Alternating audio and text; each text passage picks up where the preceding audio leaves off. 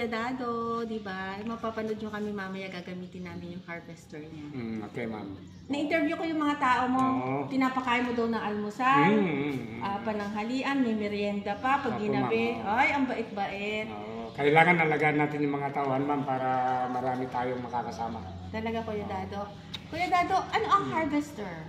Ang harvester ay isang modernong makina na ginagamit ito sa panahon ng pag-aani ng palay. Kasi ngayon, nasa panahon na tayo ng scientific farming.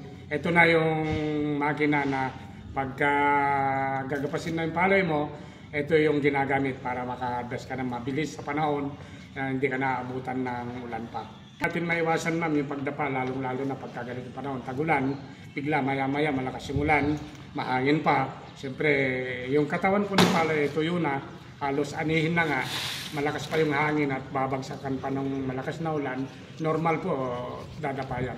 So, wala po naman problema yon pagka yung bukid nakadrain na yung tubig pagdating ng ganong panahon, ma'am. Ay, ang bait-bait. Ang hirap po ng magsasaka, ha? Kaya nananawagan po kami sa gobyerno. Tulungan niyo po ang mga magsasaka natin. Huwag po natin silang pababayaan. Final message mo, Kuya Dado. Ang masasabi ko lang, lalong-lalo na po sa ating pamahalaan, sana po makita kaming mga hindi po sinalakbab. Dahil sa hirap po namin na pagbubukid.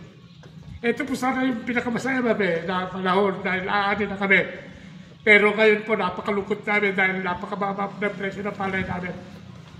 Yun lang po, sana po makita ito ng pamahalaan na ito yung panahon naman sana na kami ay mabigyan naman ng konting reward dahil ang pamilya po namin dito lang umaasa.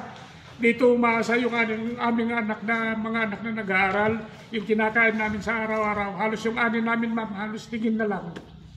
Kanya, sana po mapakinggan yung akin pong hinain, hindi lang po ako. Sa lahat po ng mga magbukid, ito po yung hinain nila ngayon, ma'am. Naiyak ako. Sana po makinig kayong gobyerno. No? President BBM, grabe. Naiyak ako, ha. Maraming salamat, Kuya Dado. Alam ko di tayo pababayaan ng Diyos at syempre ng gobyerno. Salamat. Maraming salamat. Mabuhay magsasaka! Mabuhay!